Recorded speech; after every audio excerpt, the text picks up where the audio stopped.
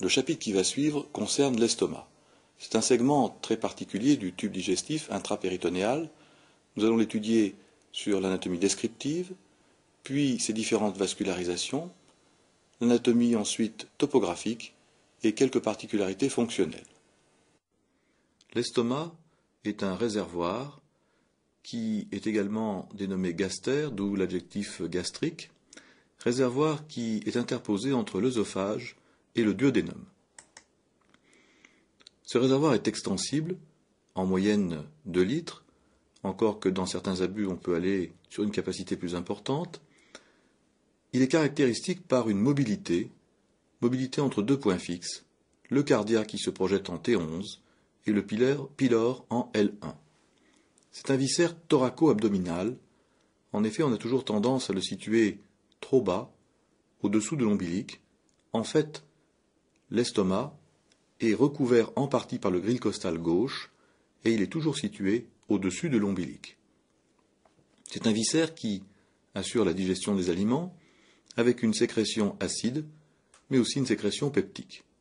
On entend par viscère thoraco-abdominal le fait que l'estomac, pour sa partie verticale, est en majorité masqué par le grille costal gauche. En effet, cette portion n'est pas accessible à l'examen clinique. Elle est au contraire protégée et masquée par ce grille costal gauche et la coupole diaphragmatique du même côté. Commençons par l'anatomie descriptive.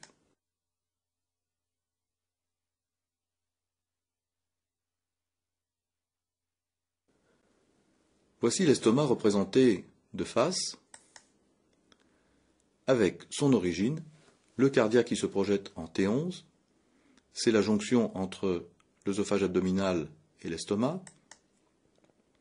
Sa terminaison, c'est le pylore, projeté de façon constante en L1, qui se poursuit par le duodénum.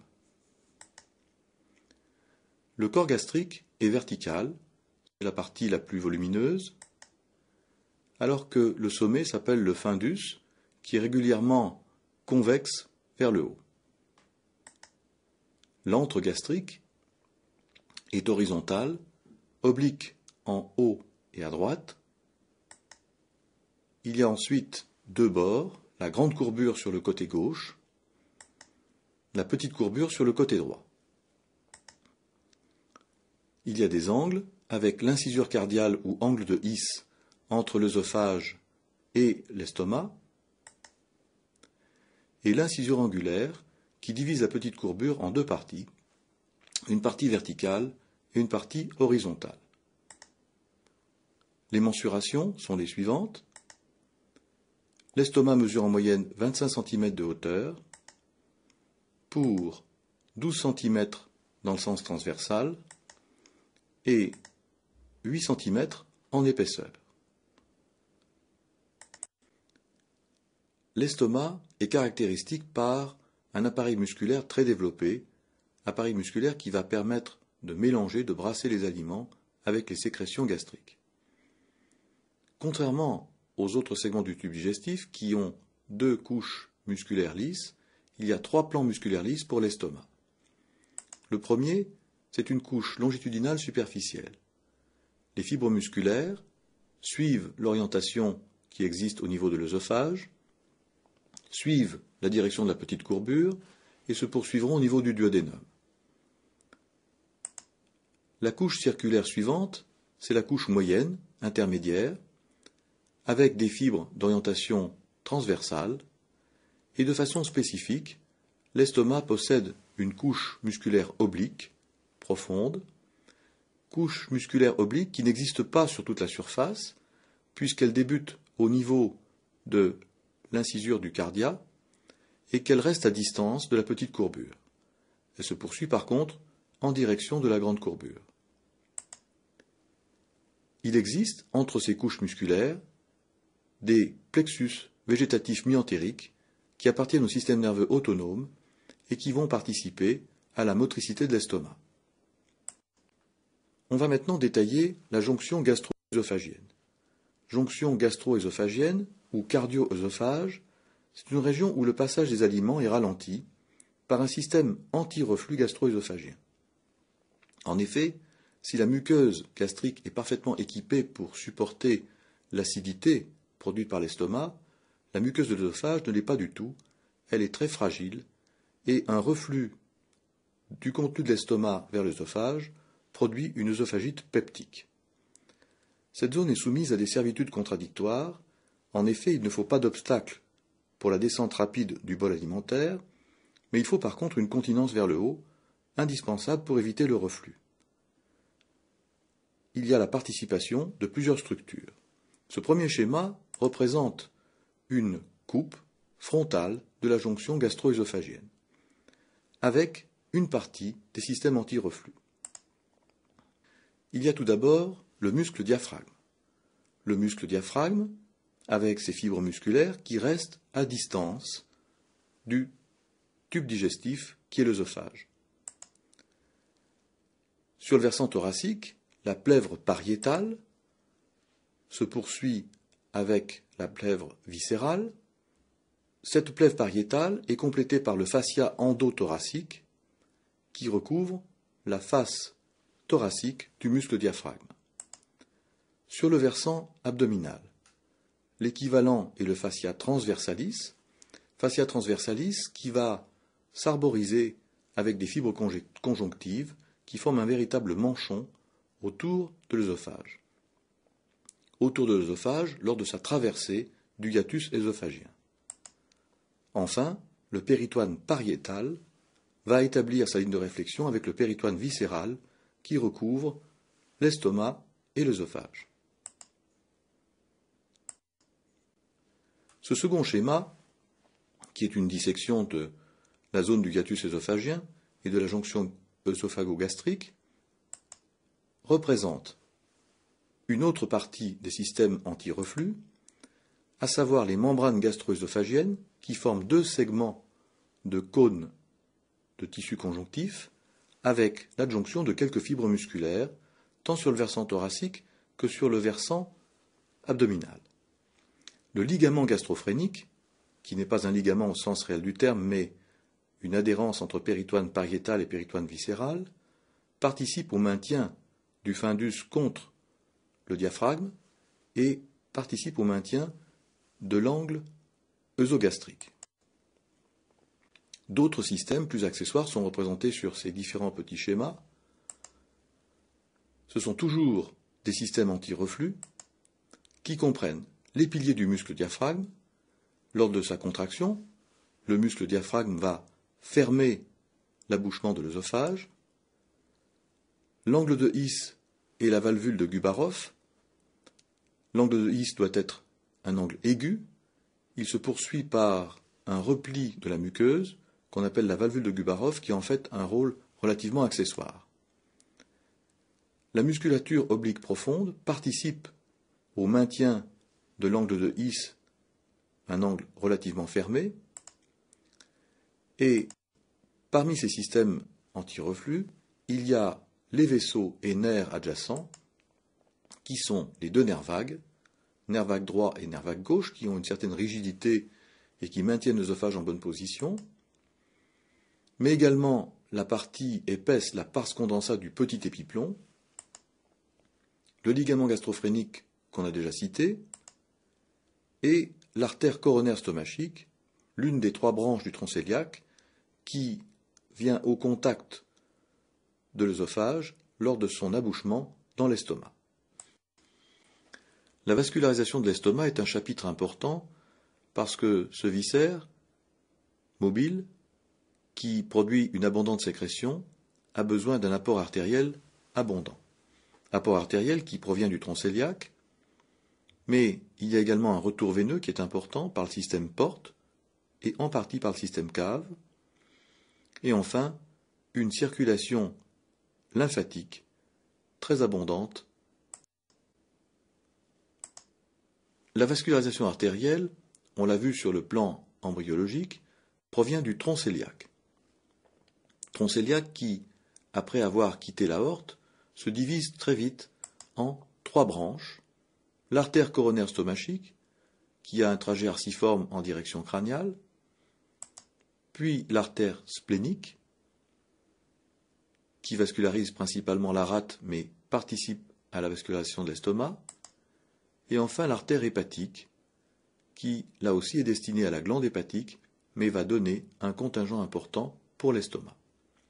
Ces trois vaisseaux traversent initialement le mésogastre dorsal avant d'atteindre le tube digestif et la portion gastrique.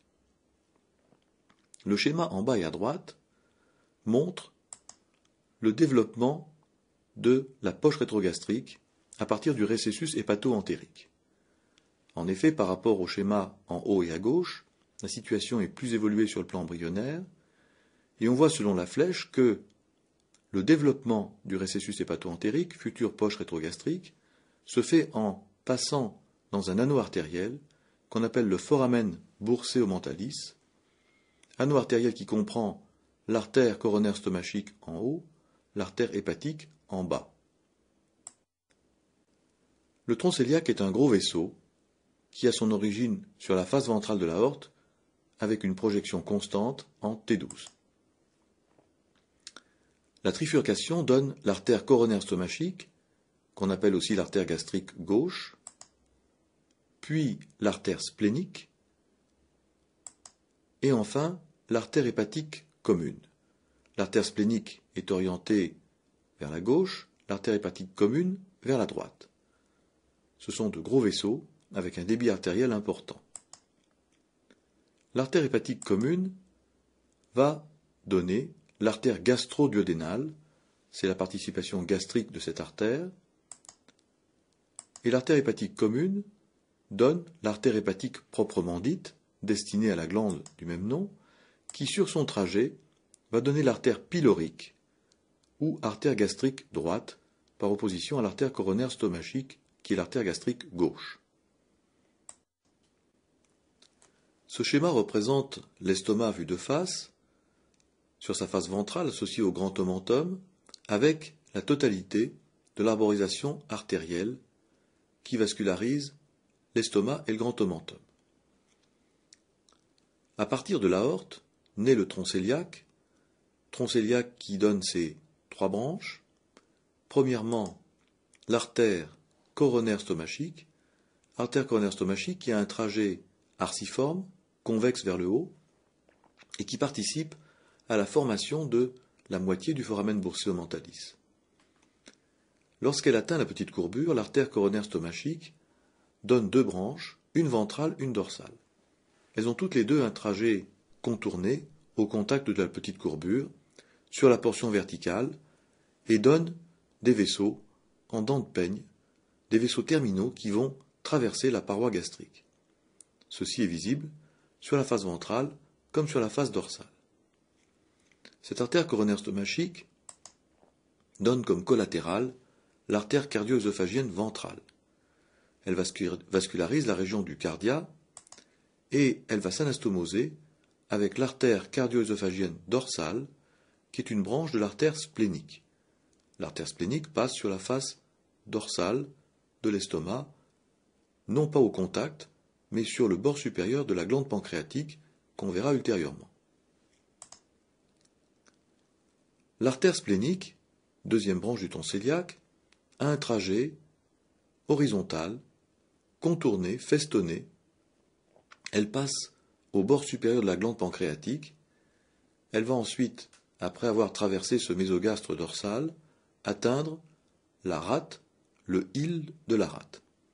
Elle donne comme collatéral les vaisseaux courts gastriques qui sont destinés à la grande courbure. L'artère splénique donne ensuite l'artère gastro-épiploïque gauche. C'est une artère qui reste à distance de la grande courbure, contrairement à l'artère coronaire stomachique. Cette artère gastro-épiploïque va donner de multiples vaisseaux terminaux en direction de la face ventrale ou dorsale pour vasculariser la grande courbure. Troisième branche, c'est l'artère hépatique commune. C'est le deuxième demi-cercle du foramen burseo-mentalis qui va remonter dans le petit épiplon, dans la pars vasculosa du petit épiplon, et sur ce trajet, l'artère hépatique commune donne une première collatérale très importante, l'artère gastro-duodénale. L'artère gastro-duodénale passe sur la face dorsale du premier duodénum, puis en arrivant au niveau de la face caudale du premier duodénum, elle va donner l'artère gastro-épiploïque droite, équivalente de la gauche précédente, l'artère gastro-épiploïque droite qui reste là aussi à distance de la grande courbure et qui donne de multiples vaisseaux terminaux, tant pour la face ventrale que la face dorsale de l'antre gastrique. Ces artères gastro-épiploïques vascularisent bien sûr l'estomac, mais elles vont vasculariser également le grand omentum. Ce grand omentum est ici représenté de façon très simplifiée avec une anastomose caudale, l'arcade de Barkov. En fait, c'est un véritable réseau en maille de filet avec de multiples anastomoses qui parcourent le grand omentum. Cette structure péritonéale, qui va se surcharger de tissus graisseux ultérieurement, à l'âge adulte, le grand omentum a une vascularisation extrêmement abondante et donc un pouvoir de cicatrisation et un pouvoir d'isolement vis-à-vis des phénomènes inflammatoires et infectieux qui est très important. On a vu l'artère gastro-duodénale qui passe sur la face dorsale du premier duodénum. C'est une zone où fréquemment se développent des ulcères de la paroi. C'est une érosion de la muqueuse puis de la musculeuse du duodénum qui peut atteindre l'artère gastro-duodénale et provoquer une hémorragie dans le tube digestif, parfois très abondante. Sur le trajet de l'artère hépatique, dans sa partie verticale qui remonte dans le petit épiplon, l'artère hépatique donne l'artère pylorique qui vascularise la partie horizontale de l'antre gastrique. Il en résulte deux grands sites d'anastomose. Le cercle artériel de la petite courbure gastrique, avec une anastomose entre artère coronaire stomachique et artère hépatique par l'intermédiaire de la pylorique, et à l'opposé, le cercle artériel de la grande courbure, qui permet une anastomose entre artère splénique et artère hépatique par les artères gastro-épiploïques droite et gauche. Le retour veineux de l'estomac est très important. En majorité, ce retour veineux va se faire en direction du système porte, avec la veine porte qui va rejoindre la glande hépatique pour filtrer, métaboliser le sang du tube digestif. Le retour veineux se fait également vers le système cave pour une petite surface avec des anastomoses porte-cave dont nous verrons l'utilité. Premièrement, sur le versant de la grande courbure, la veine gastro-épiploïque droite draine le sang qui provient de l'antre gastrique. Cette veine gastro-épiploïque droite est à distance de la grande courbure, comme l'artère, mais contrairement au niveau des membres, où il y a 2 à 3 veines pour une artère, pour le tube digestif, il y a une seule veine pour une artère. La veine gastro-épiploïque droite s'associe à la veine colique supérieure droite, à la veine pancréatico-duodénale antérieure et supérieure, pour former le tronc veineux gastrocolique de Henle. Ce tronc veineux gastrocolique de Henle rejoint la veine mésentérique supérieure. La partie verticale de la grande courbure est drainée par la veine gastro-épiploïque gauche. Elle rejoint la veine splénique. La partie de la veine splénique qui draine le sang de la rate aura un trajet ensuite presque horizontal, trajet rectiligne contrairement à l'artère, et qui est situé en arrière du pancréas. Cette veine splénique reçoit près de sa terminaison la veine coronaire stomachique. Toutes les deux vont rejoindre la veine porte. La veine pylorique, enfin, la veine pylorique draine la partie supérieure de l'antre gastrique et rejoint directement la veine porte. La région de la jonction gastro-œsophagienne est une jonction frontière entre le système porte et le système cave. C'est là que des veines cardio-œsophagiennes ventrales vont rejoindre soit directement la veine cave inférieure, soit par l'intermédiaire de la veine hémiazygos inférieure gauche, qui rejoint la veine azygos, va se jeter dans la veine cave supérieure. C'est donc une zone d'anastomose entre système porte et système cave. C'est ce qu'on appelle les anastomoses porto-cave de la petite courbure. En effet, lorsque le flux veineux porte n'a pas de frein, eh bien, la majorité du sang passe dans le système porte vers la glande hépatique. Mais en cas d'obstruction de cirrhose hépatique, de blocage de la glande hépatique, eh bien, les anastomoses porto-cave, qui sont virtuelles normalement, vont se développer fortement pour permettre un reflux du sang directement dans le système cave. Mais ces anastomoses porto-cave, qui sont de petits vaisseaux avec des parois fragiles qui vont être mises à mal lorsqu'elles sont purement sous-muqueuses au niveau de l'œsophage, ne serait-ce que lors d'un effort de vomissement, et qui peuvent être à l'origine d'hémorragies digestives très abondantes. La circulation lymphatique est particulièrement abondante sur l'estomac.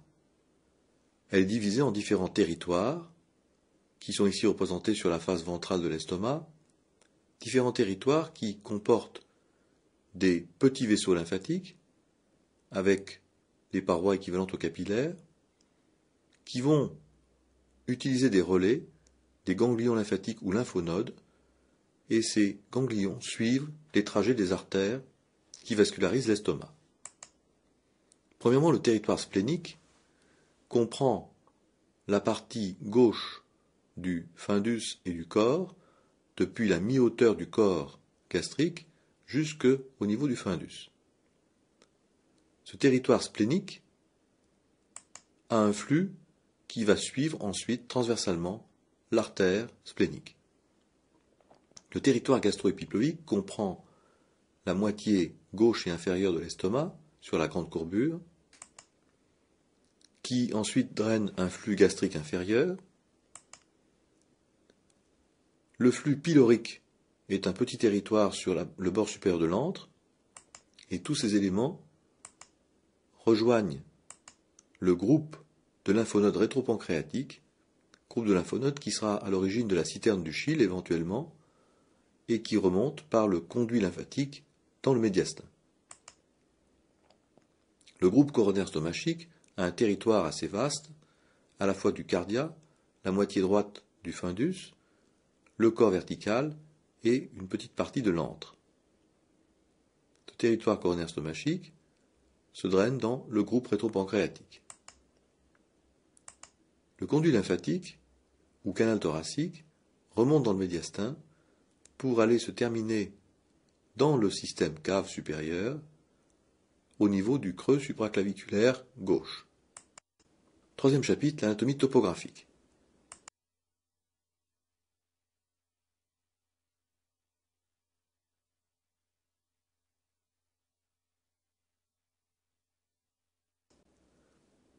L'estomac, relativement plat entre la face ventrale et la face dorsale, sera décrit sur tout d'abord ses rapports ventraux. Le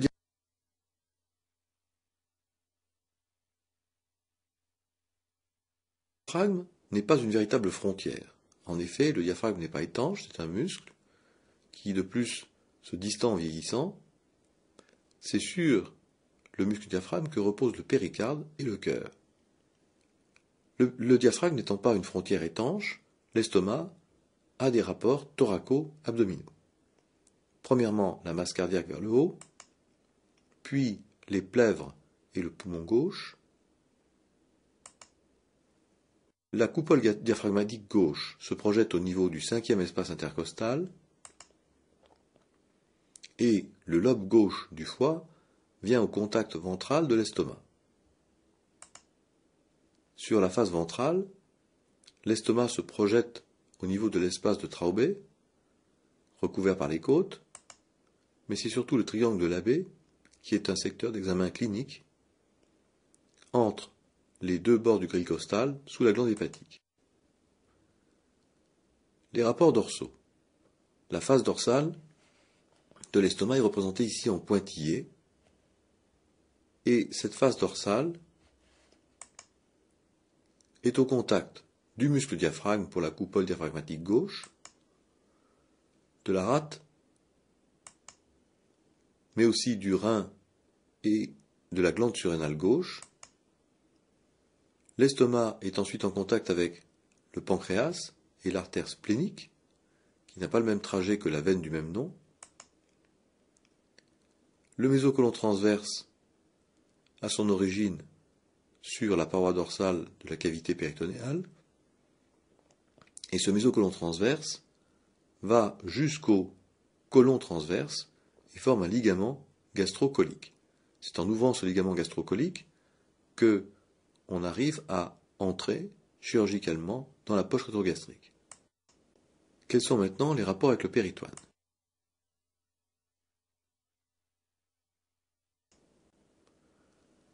Ce schéma représente la face ventrale de l'estomac ainsi que la face caudale de la glande hépatique et au centre le petit épiplon.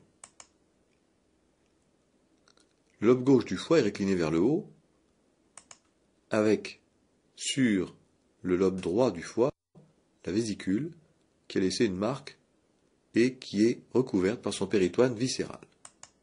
Le petit épiplon est divisé en trois parties. Premièrement, ici la partie du pédicule hépatique qu'on appelle aussi la pars vasculosa. Deuxième partie, la pars flaccida qui est mince.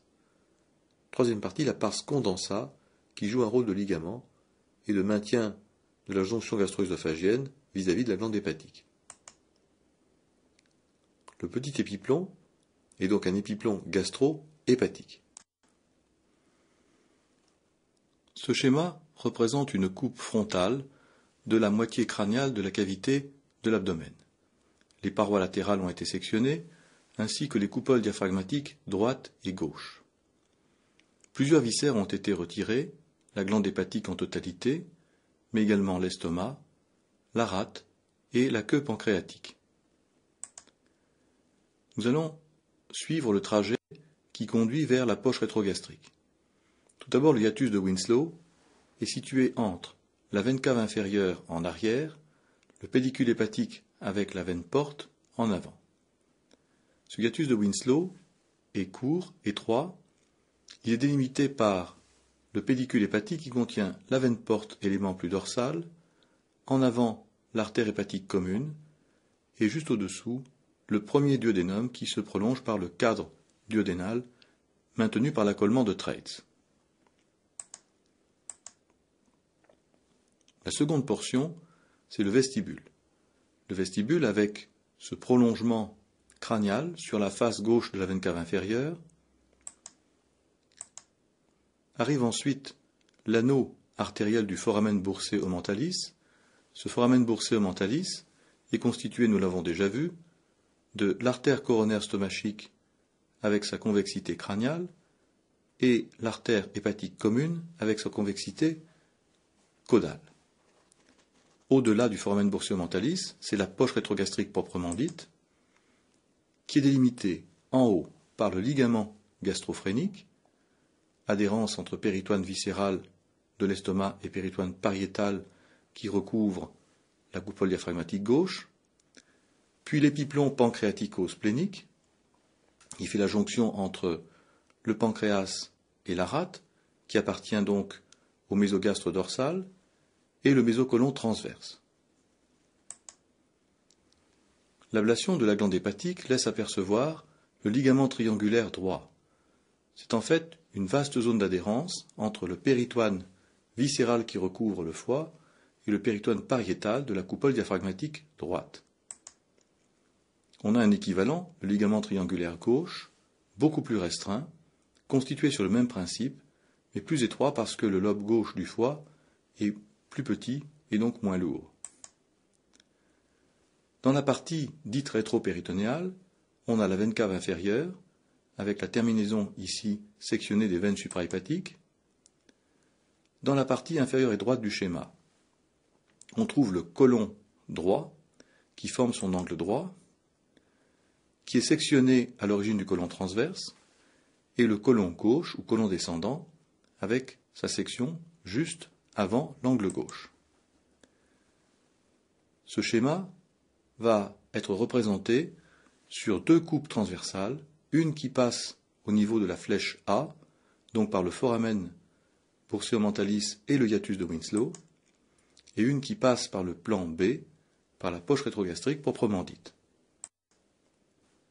La coupe A, dans le haut de l'écran, est orientée de telle façon que c'est le segment inférieur de la coupe qui est représenté. La gauche est donc sur la gauche de l'écran, et elle passe par la vertèbre T12. On retrouve, autour de la vertèbre T12, les piliers du muscle diaphragme, ventralement l'estomac qui est relié sur sa petite courbure par le petit épiplomb, jusqu'à la pars vasculosa du petit épiplomb. Pars vasculosa ou pédicule hépatique qui contient la veine porte, la voie biliaire principale et l'artère hépatique commune. En arrière de celui-ci, c'est le hiatus de Winslow, avec comme élément dorsal la veine cave inférieure et sur la ligne médiane l'aorte.